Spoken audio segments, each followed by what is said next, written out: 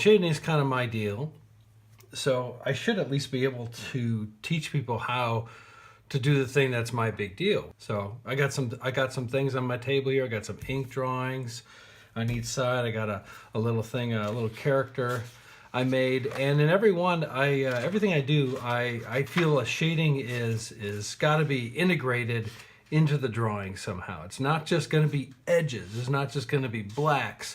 We see things with dimension, with shading. And we don't necessarily see edges. Edges, it's all shorthand, sure.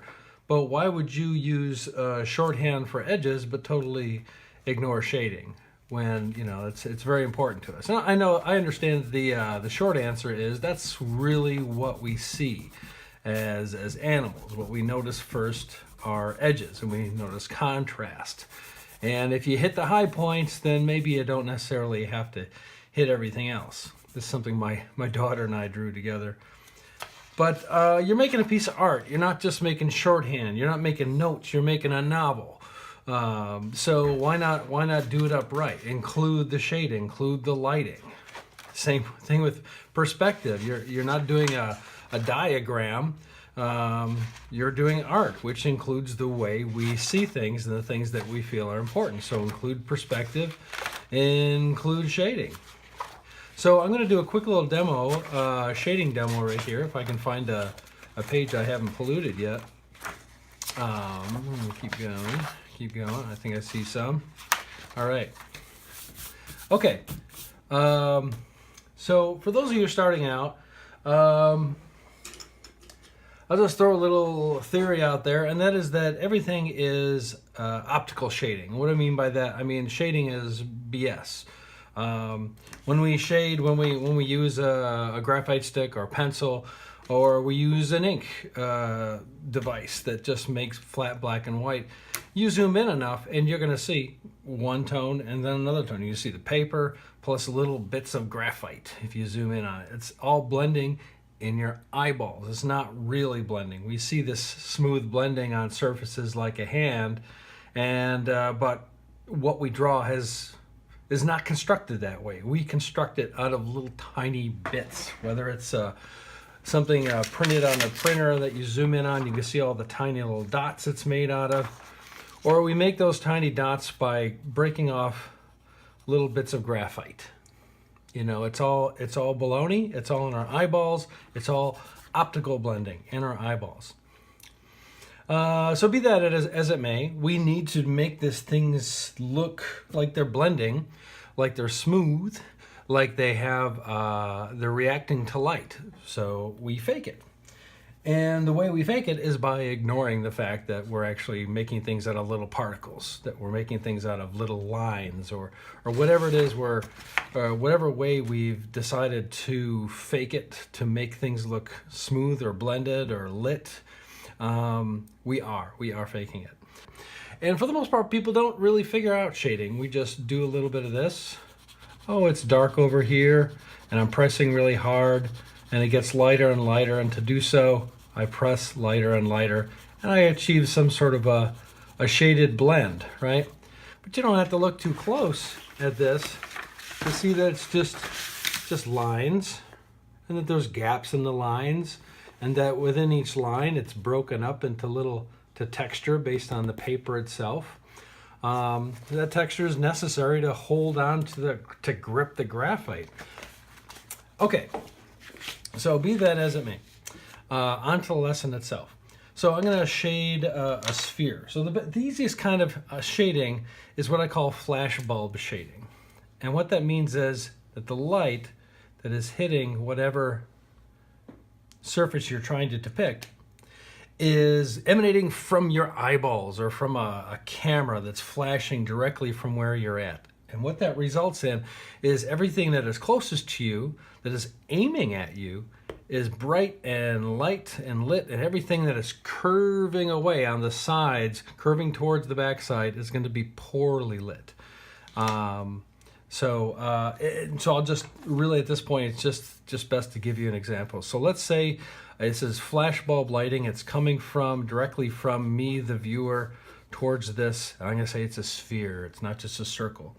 And so what that means is all you have to do to make this look realistic, you don't have to figure out the lighting at all. You don't have to figure out cast shadows or reflections or bounce light and all that sort of thing that maybe I'll cover in another tutorial. All you really have to figure out is where the edges are. And if you shade from dark to light, dark around the edges to lighter towards the center, you can make something look like it's realistically shaded. And all that requires is a little bit of control of your tool, of your graphite stick or your pencil. Whatever tool you have, as long as it can apply a lighter line based on the pressure that you put on it with your hand. In other words, as long as you can make a lighter line by pressing less with it, or a darker line by pressing harder, then you can actually use your tool to simulate lighting around an object. Flashbulb lighting, really, really simple. It's not going to cast any shadows. Let's say this is a head, and then there's a neck right here. Well, if the light were coming from this direction or this direction, anywhere other than directly at the object, if the light was coming, say, from above, it might cast a shadow on the neck right there. But the fact is, it's coming straight from the viewer, so you're just going to get shading around the edges. So dark to light from the edges in. It's aiming right at the subject. Now, what if this is actually what if this is a face? Let's say it's a really simplified face, like this dude right here. But I'm going to give him a bit of a nose. What if I want to suggest a nose? Well, if there's just a small bump in the middle of that face, it's not going to produce necessarily an edge. That's my interpretation of a nose, let's say. And with this interpretation of a nose, I'm actually seeing the edges of the nostrils and the ball of the nose. But what if it's just like a slight bump out? Well, you can kind of fake that in without actually using an edge. You can just use shading. So that's what I'm going to do. I'm going to, because the sides of this little bump are curving away from us, just like the sides of the sphere that the bump is on are curving away from us, those sides will receive less of this light that is directly aimed at the front of the ball, the front of the nose bump, okay?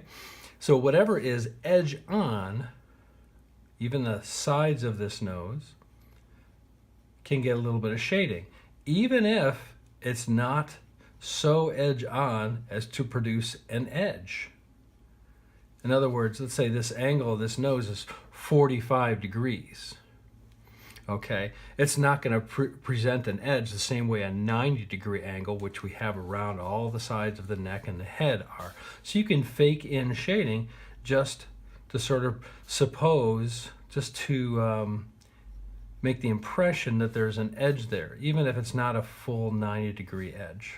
But what if you have lips?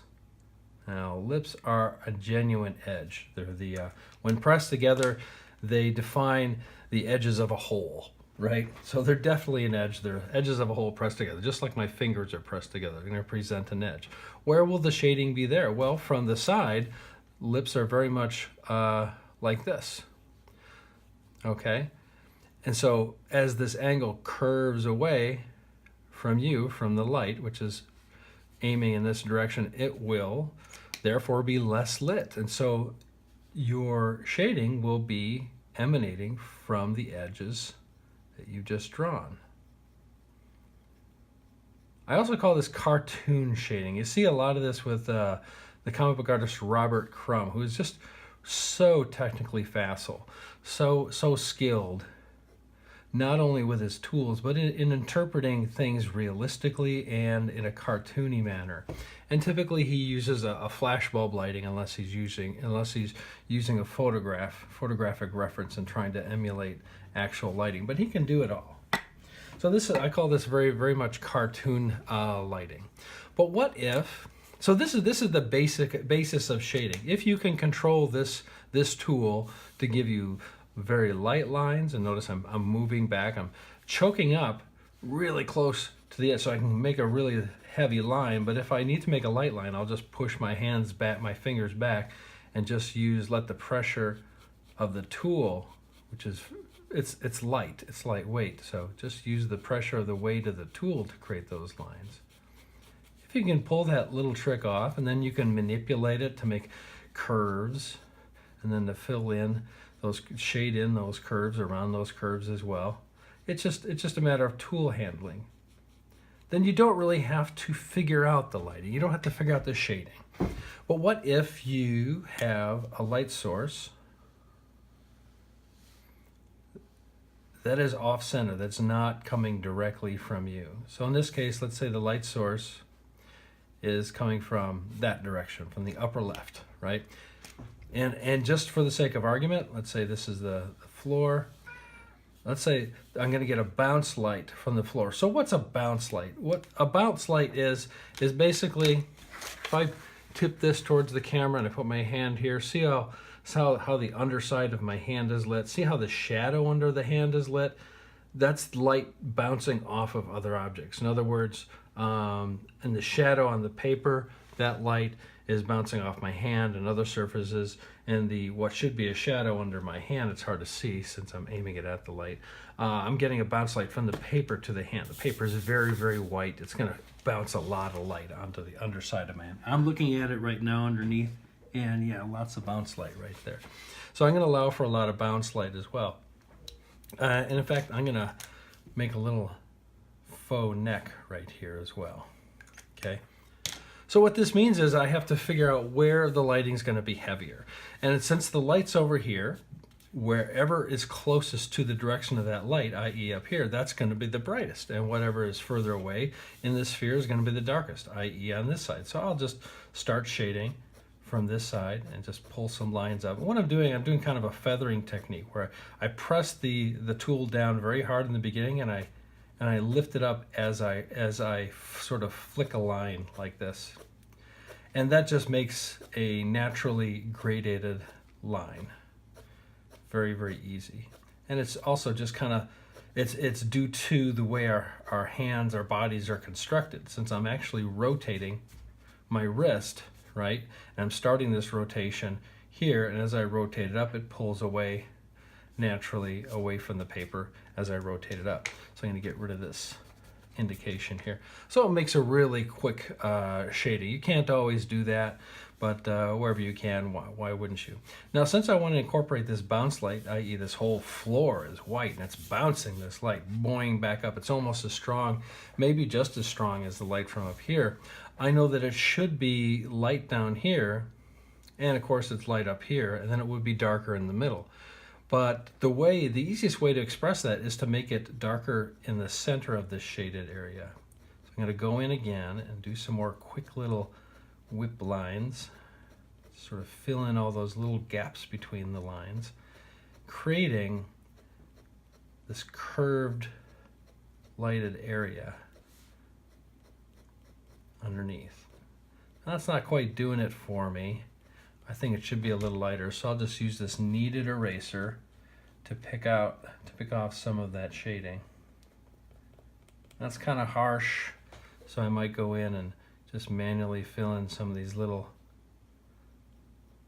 areas here, just blend them a little more gradually into the light side a bit. So the same way that this sphere expresses shading, darkness around the edges, when you get a bounce light going in this direction, right, as this curve recedes away, it curves away from this light source, it's going to get darker around these edges. So you see what you get is sort of a half moon shape down here from the bounce light effect. This point is closer to the floor, which is reflecting light up at it, and this point here on the edge is further away, and in fact it is curving away, so it's going to receive less light. So the brightest spot, similar to the effect of the most lit area of this sphere, the brightest spot down here will be right about there. And the same way on this side, the brightest spot would be right about there if I were to finish the shading, which I think I will. So I'm going to try and do some very, very light shading here. Sort of finishing this off. Pulling lines out from the dark area towards the lightest.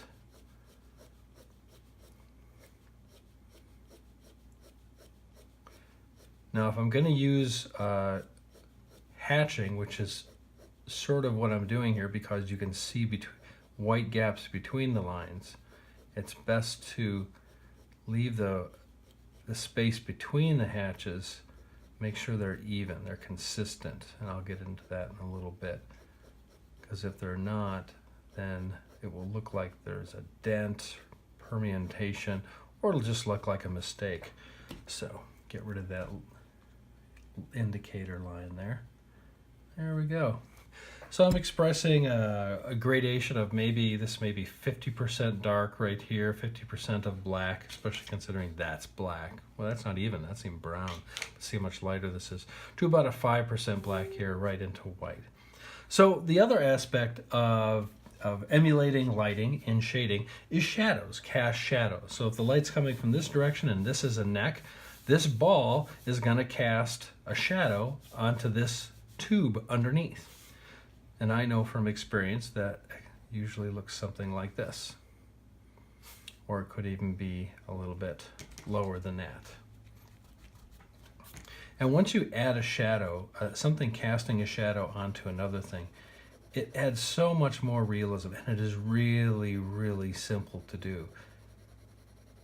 Just by making a solid shadow like that, it grounds this sphere onto another object. And if I were to, again, do another cast shadow of this whole arrangement here on the floor, knowing as I do about what shape that might make,